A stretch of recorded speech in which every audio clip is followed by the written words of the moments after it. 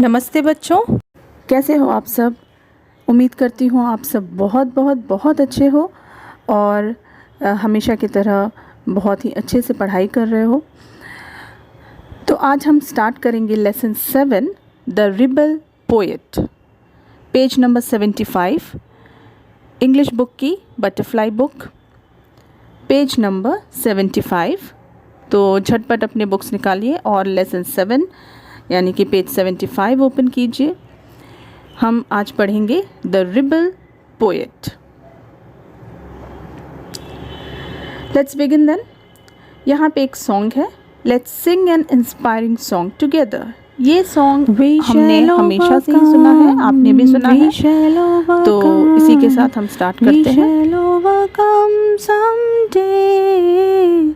Oh, deep in my heart, I do believe we shall overcome someday.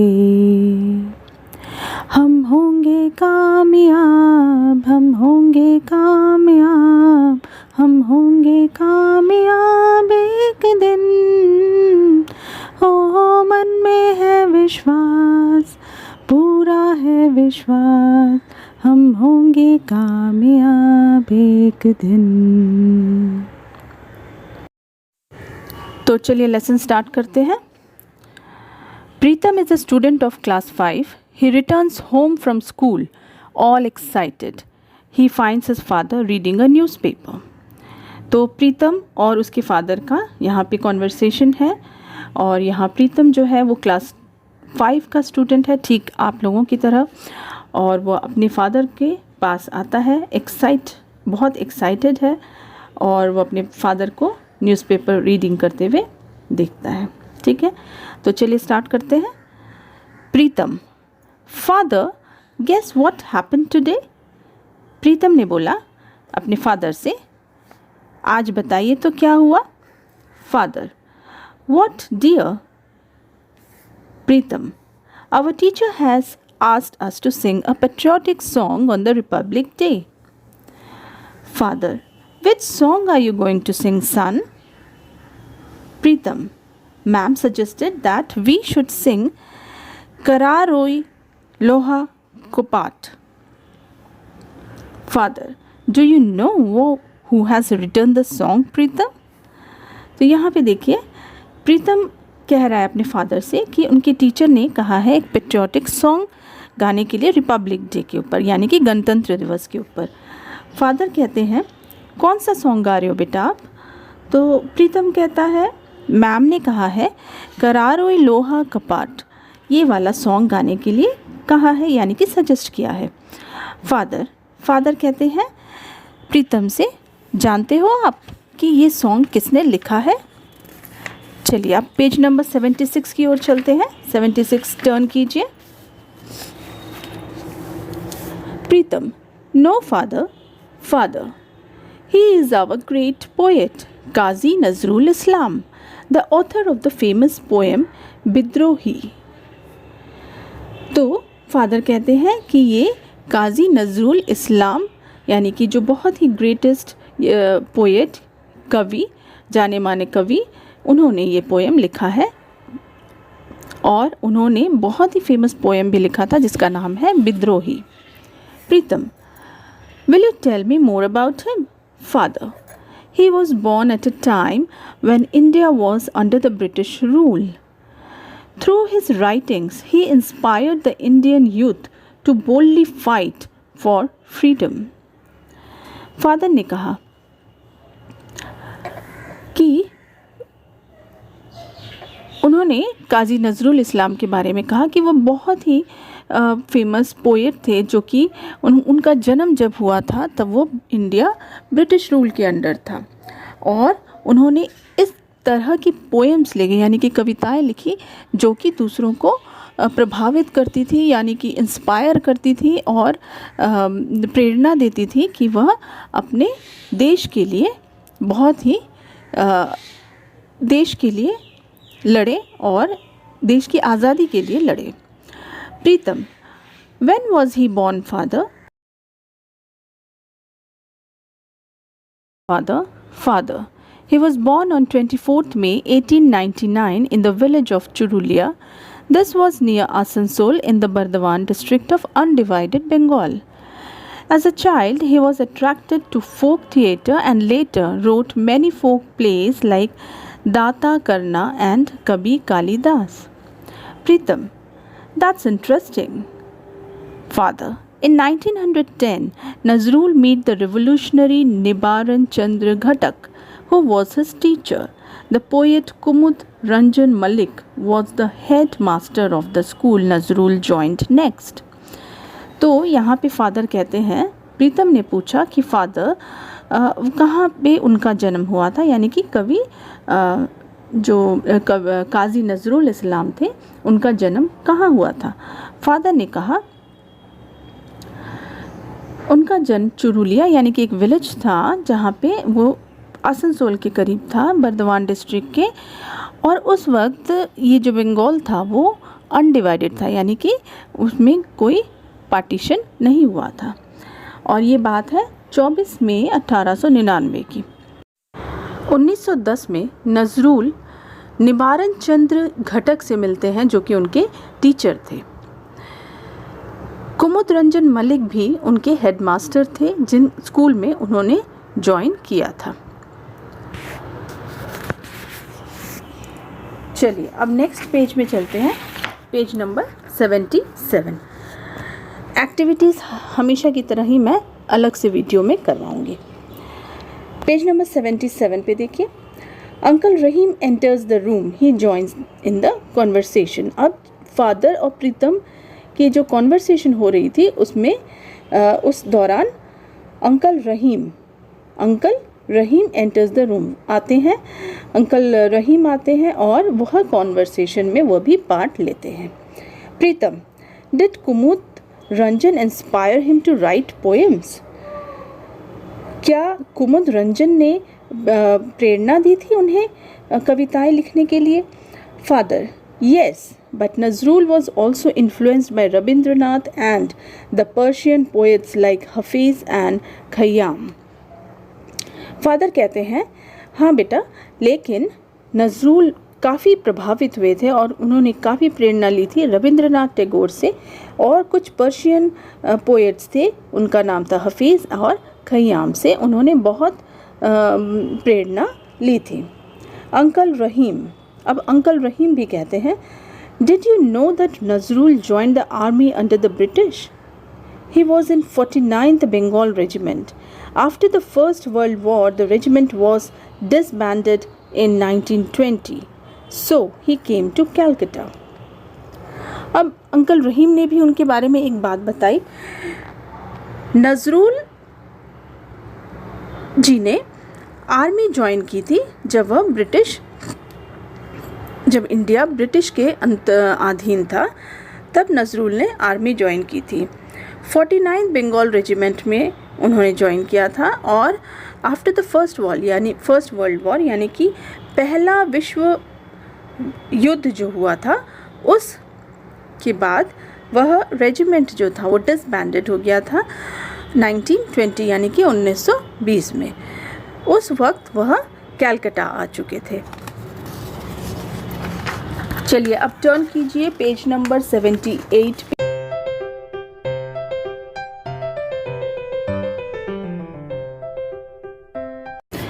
चलिए continue करते हैं। Father, at that time Indians had risen against the British rule. Nazrul protested against the cruelty of British in his own way. In fact, he also started writing poems, essays and songs to voice his protest. He is the rebel poet of India. Father कहते हैं, at that time Indians had risen against the British rule. अर्थात जितने भी भारतीय थे उस समय जब भारत ब्रिटिश के अधीन था, तब सभी इंडियंस ने ब्रिटिश रूल के अगेंस्ट अपनी आवाज़ उठाई। नजरुल भी कुछ अपने ही अंदाज में प्रोटेस्ट कर रहे थे। उन्होंने भी ब्रिटिश की क्रूएलिटी के अगेंस्ट में आवाज़ उठाई। उनका तरीका कुछ इस तरह का था कि वह कविताएं लिखते थे, एसेस निबंध लिखते थे और गीत लिखते थे। वो अपना प्रोटेस्ट यानी कि अपने तरीके से वह ब्रिटिश के अगेंस्ट अपनी आवाज़ उठा रहे थे। तो इसीलिए उन्हें रिबेल पोएट ऑफ इंडिया भी कहा जाता है। रिबेल का मतलब होता है जो किसी भी अथॉरिटी के अगेंस्ट अपनी आवाज़ उठाता है, उसे हम रिबेल कहते हैं। प्रीतम कहता है, I hardly knew as much. Father कहते हैं, you should read his poems like Kandari Hushiyar, Kheya Parer Tarani and also listen to his songs. The British were afraid that Nazrul's writings could instigate the Indian freedom fighters।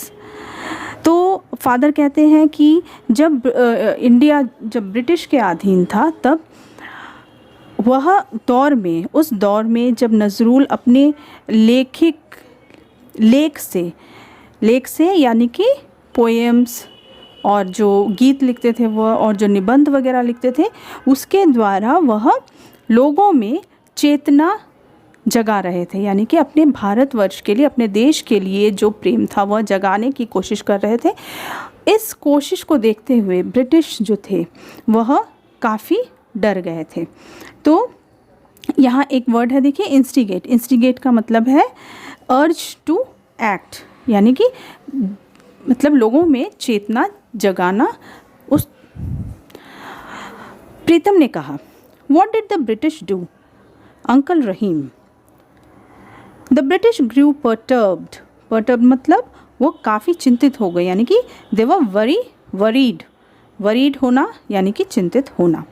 Father, in 1922 Nazrul started a magazine, उसका नाम था Dhumketu. In 1922 Nazrul started a magazine Dhumketu where he published Anandamoyir Agamane a poem.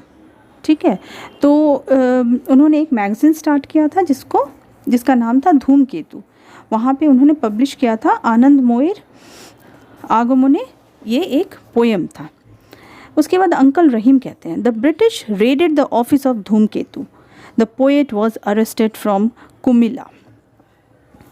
मतलब uncle रहीम ने कहा कि British ने अचानक से आके ऑफिस में, धूमकेतु का जो ऑफिस था वहाँ पे रेड किया, यानी कि अचानक से वहाँ पे विज़िट किया।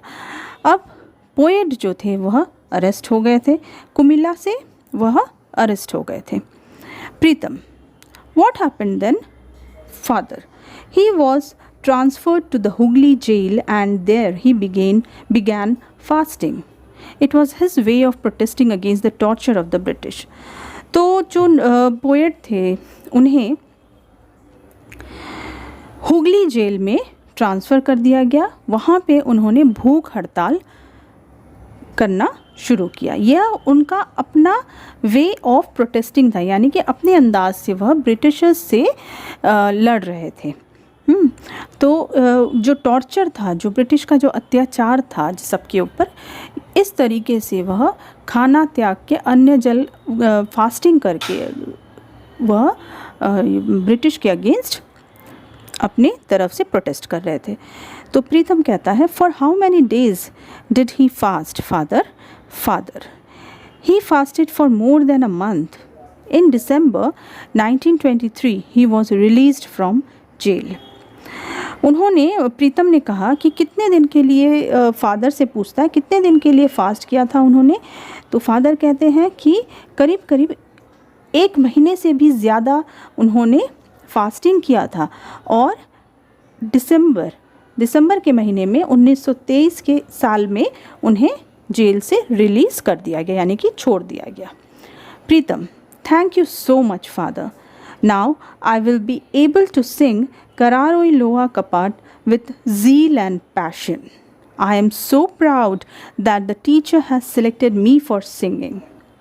तो प्रीतम कहता है, फादर को थैंक्स कह रहा है, धन्यवाद जता रहा है, और कह रहा है कि अब ये जो गाना है करारो लोई कपाट, ये गाना मैं काफ़ी एनर्जी के साथ, एनर्जी यानी कि बहुत ऊर्जा के साथ मैं ये गाना गाऊंगा और बहुत ही प्रेम के साथ ये गाना गाऊंगा।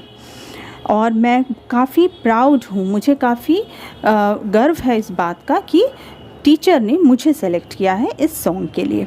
अंकल रहीम कहते हैं then let's hear you song, we will sing along with you as well.